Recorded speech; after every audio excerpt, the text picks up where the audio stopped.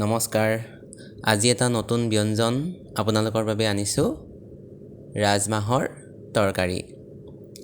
এয়া ৰাজমাহখিনি তিয়াই থোৱা হৈছিলে আৰু কোমল হোৱাৰ পাছত উঠাই লোৱা হ'ল সৰু চৰিয়াটোত। ৰাজমাহৰ লগত আলু, পিঁয়াজ, কেঁচা জলকীয়া, নহৰু, আদাৰ এইখিনিৰে তৰকাৰীখন বনোৱা হ'ব। প্ৰথমতে আলুখিনি ফালি লোৱা হ'ল আৰু এইখিনি ৰাজমাহৰ লগত সিজাই লোৱা হ'ব। প্ৰেছাৰ কুকাৰত সিজাই লোৱা হ'ব। প্ৰেছাৰ কুকাৰত 5টামান হুইচেল দিয়াৰ পাছত নমাই লোৱা হ'ব আৰু পিঁয়াজখিনি কাটি ল'লোঁ, আদা নহৰুখিনি সৰুকৈ কাটি লোৱা হ'ল, জলকীয়াখিনি দুফালকৈ ফালি লোৱা হ'ল।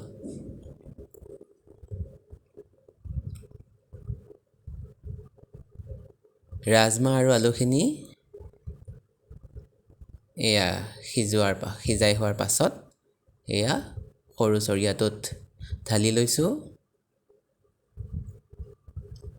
ধুনীয়াকৈ সিজিছে।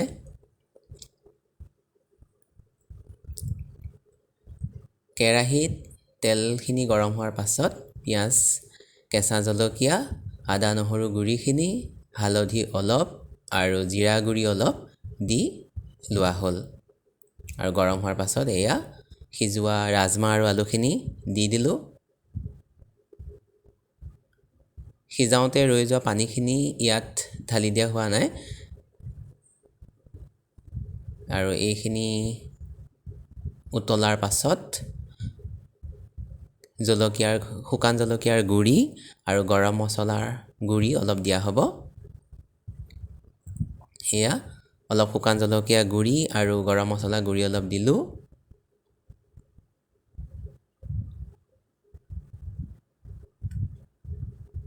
লৰাই দিয়াৰ পাছত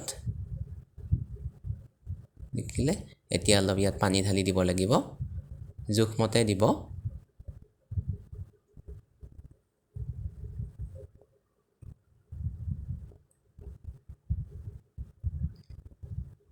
যদি সিজাওঁতে নিমখ নিদিয়ে তেতিয়াহ'লে ইয়াত এইখিনি সময়তে আপোনালোকে নিমখো দিব।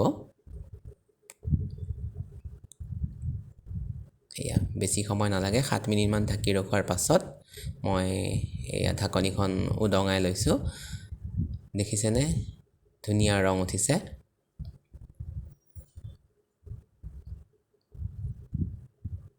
আলুখিনি ধুনীয়াকৈ ভাঙি গৈছে।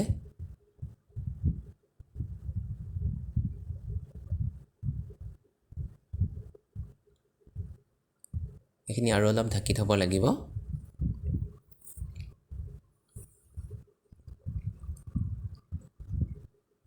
অলপ পাছতেই ঢাকনিখন উদঙাই মই ইয়াত অলপ জালুকৰ গুড়ি দিম।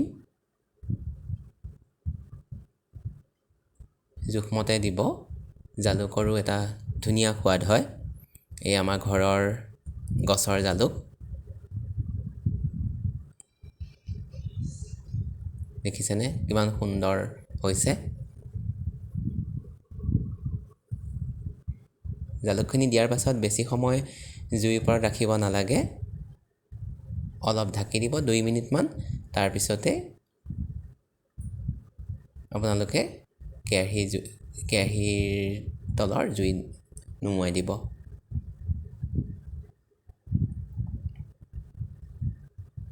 আৰু এয়া হৈ গ'ল আজিৰ ব্যঞ্জন।